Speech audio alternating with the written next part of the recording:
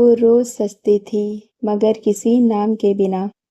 دلی کی پرانی گلیوں میں جہاں دیواریں بھی تہذیب میں ڈھلی ہوتی ہیں، وہیں ایک پرانی حویلی ہے، رحمت منزل۔ اس حویلی میں رہنے والی 20 سال کی عائشہ محبت کو کبھی شبدوں میں باندھ ہی نہیں پائی، بس ہر روز سستی رہی۔ آئینہ اس کا سب سے قریبی دوست تھا، ایک ٹوٹی سی الماری، 2-3 پرانے سوٹ، مگر ہر ایک میں وہ کچھ اس ادا سے سستی جیسے ابھی نکاح کا کارڈ آنے والا ہو۔ امی روز طنز کستی، عائشہ کس کے لیے سستی ہو ہر روز؟ عائشہ چپ رہتی، مگر آئینہ جانتا تھا یہ سجنا صرف دکھاوا نہیں، یہ روز اپنے ٹوٹے ہوئے حصوں کو جوڑنے کی کوشش تھی۔ دہلی یونیورسٹی میں ایڈمیشن کا پہلا دن تھا۔ عائشہ نے ہلکا نیلا سوٹ پہنا تھا، بالوں میں گجرا، آنکھوں میں امیدیں۔ لائبریری کی سیڑھیوں پر وہ پہلی بار اس سے ٹکرائی، عارف خان۔ عارف جو بیچلر ان لٹریچر کر رہا تھا، الفاظوں سے کھیلتا تھا اور خاموش لڑکیوں کو پڑھ لیتا تھا۔ تمہاری آنکھوں میں جو کہانیاں ہیں وہ کسی کتاب میں نہیں ملیں گی، پہلی ہی بات میں عارف نے کہا۔ عائشہ نے پہلی بار کسی لڑکے کی بات کو محسوس کیا اور پہلی بار کسی کی موجودگی میں خود کو کمزور پایا۔ 3 مہینے بیتے، دونوں روز ملتے، ایک ہی ٹیبل پر چائے پیتے، ایک ہی لائبریری میں بیٹھتے، مگر نہ عائشہ نے کچھ کہا نہ عارف نے۔ ایک دن کالج ٹرپ پر جب سب سمندر کے کنارے مستی کر رہے تھے، عائشہ کنارے بیٹھی تھی، اپنے دوپٹے کو ریت میں دبا رہی تھی۔ عارف اس کے پاس آیا اور کہا، تم سستی کیوں ہو عائشہ؟ وہ مسکرائی، کیونکہ میں خود سے ٹوٹی نہیں رہ سکتی۔ عارف اس دن خاموش رہا، مگر اس کی آنکھوں نے بہت کچھ کہہ دیا۔ 6واں مہینہ تھا اور اب تک دونوں کے بیچ سب کچھ تھا، بس محبت کا اظہار نہیں۔ ایک دن عارف نے فیصلہ کیا کہ وہ بتا دے گا۔ اس نے ایک گلاب لیا، ایک چٹھی لکھی اور کال کیا، عائشہ لائبریری کے پیچھے سیٹ پر ملو، آج مجھے تم سے کچھ کہنا ہے۔ عائشہ پہنچی، اس کا دل دھڑک رہا تھا، مگر اسی وقت اس کا موبائل بجا۔ ابو کو ہارٹ اٹیک آ گیا تھا۔ عائشہ دوڑ پڑی اور اس دن جو گلاب لائبریری کی ٹیبل پر رکھا تھا وہ وہیں سوکھ گیا۔ ابو کی طبیعت بگڑ گئی، علاج مہنگا تھا، پیسے نہیں تھے۔ محلے کے ایک اچھے آدمی نے، ولید بھائی جو دبئی میں رہتے تھے، انہوں نے امی سے کہا اگر عائشہ سے نکاح ہو جائے تو میں علاج کا خرچ اٹھا لوں گا۔ امی نے روتے ہوئے پوچھا، کیا تجھے یہ رشتہ منظور ہے؟ عائشہ نے اس وقت اپنے دل کو نہیں دیکھا، ابو کی سانسیں زیادہ ضروری تھیں۔ نکاح ہوا سادگی سے۔ عائشہ اس رات بھی سج رہی تھی، مگر اس بار کسی کے نام کے ساتھ۔ دبئی کی اونچی بلڈنگز میں برانڈڈ کپڑوں میں لپٹی عائشہ اب بھی وہی تھی، ٹوٹی ہوئی، خاموش اور ادھوری۔ ولید شریف تھا، مگر محبت میں بالکل سونا۔ اس کے لیے شادی ایک ذمہ داری تھی اور کوئی احساس نہیں تھا۔ ہر رات جب ولید آفس سے لوٹتا، عائشہ میز پر کھانا پروستی، مسکراتی اور پھر خود ہی کھانے سے پہلے رو لیتی۔ ایک دن اس نے لکھا، میں آج بھی سستی ہوں، مگر اب آئینہ مجھے نہیں پہچانتا۔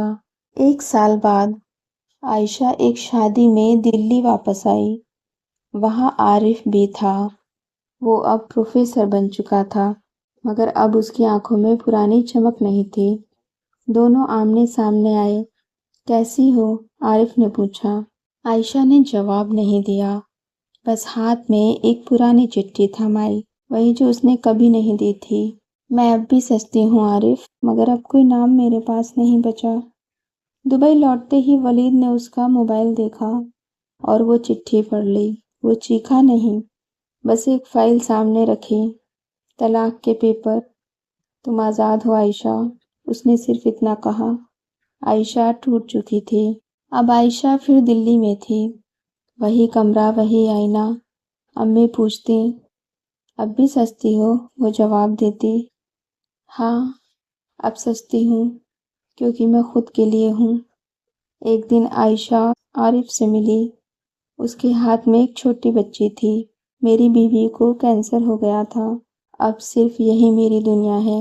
عائشہ نے بچی کو گود میں لیا اور کہا شاید اب میں سجنا چھوڑ دوں کیونکہ اب آئینے میں تمہارا عکس نہیں دکھتا۔ برسات کی وہ رات تھی، کمرے کی کھڑکی سے بوندیں گر رہی تھیں، مگر اندر بیٹھی عائشہ کے چہرے پر کوئی حرکت نہیں تھی۔ آئینہ اب بھی وہی تھا، مگر اب اس کی سجاوٹ میں چوڑیاں کم تھیں اور آنسوؤں کی پرچھائی زیادہ۔ اس رات عائشہ نے آئینے سے نظریں ملائیں اور خود سے پوچھا کیا میں اب بھی سجتی ہوں یا صرف زندہ رہنے کا ناٹک کر رہی ہوں؟ وہ چپ چاپ اٹھی اور ایک ڈائری کھولی، پہلا پنا لکھا میں اب کسی کے نام کے لیے نہیں سجوں گی، اب میری روح ہی میری زینت ہوگی۔ اگلی صبح عائشہ نے دہلی یونیورسٹی کی ویب سائٹ کھولی۔ اس نے ایم اے ان اردو لٹریچر میں ایڈمیشن فارم بھر دیا۔ کئی سال بعد اس نے کتابوں کو پھر سے چھوا۔ پہلے دن جب کالج میں داخل ہوئی تو اسٹوڈنٹس نے کانا پھوسی کی، یہی ہے نا عائشہ، طلاق شدہ ہے نا سنا ہے؟ مگر عائشہ مسکرا دی، اب کوئی نام میری محبت کی وجہ نہیں بنے گا، میں خود ہی کافی ہوں۔ کچھ ہی ہفتوں بعد ایک اسپیشل لیکچر رکھا گیا۔ Guest speaker doctor Arif Khan تھے۔ عائشہ کو لگا جیسے وقت پھر سے الٹا چل پڑا ہو۔ جب وہ کلاس میں داخل ہوا تو اس کی آنکھیں سیدھی عائشہ پر پڑی، مگر اس بار اس نے رک کر نہیں دیکھا، بس مسکرا دیا۔ کلاس ختم ہوتے ہی دونوں باہر کوریڈور میں آمنے سامنے تھے۔ عارف تم پھر سے پڑھ رہی ہو؟ عائشہ میں خود کو دوبارہ جی رہی ہوں۔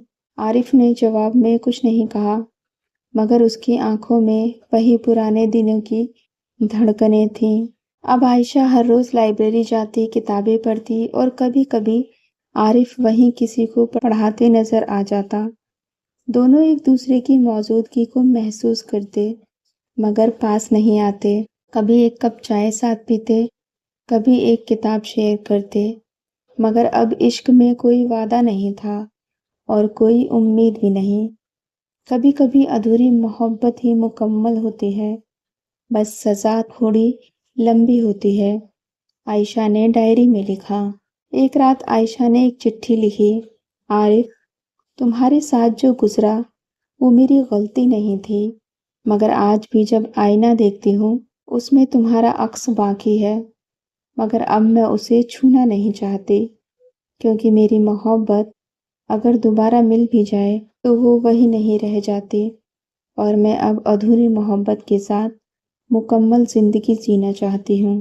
اس نے وہ خط کبھی بھیجا نہیں، بس آئینے کے پیچھے رکھ دیا۔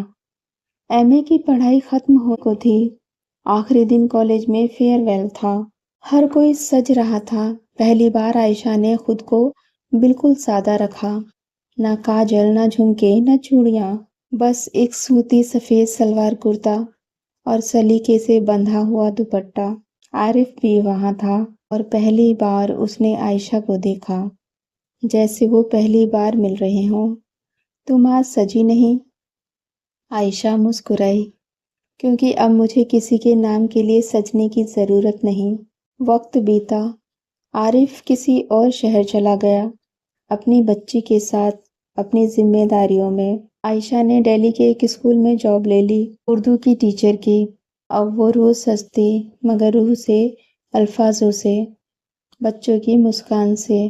آئینہ اب بھی اس کے کمرے میں تھا، مگر اب اس میں عائشہ اکیلی نہیں دکھتی تھی، اس میں اس کی تسلی جھلکتی تھی۔ ایسے ہی دل کو چھو جانے والی کہانیاں سننے کے لیے چینل کو سبسکرائب کریں اور ویڈیو کو لائک کریں، شیئر کریں۔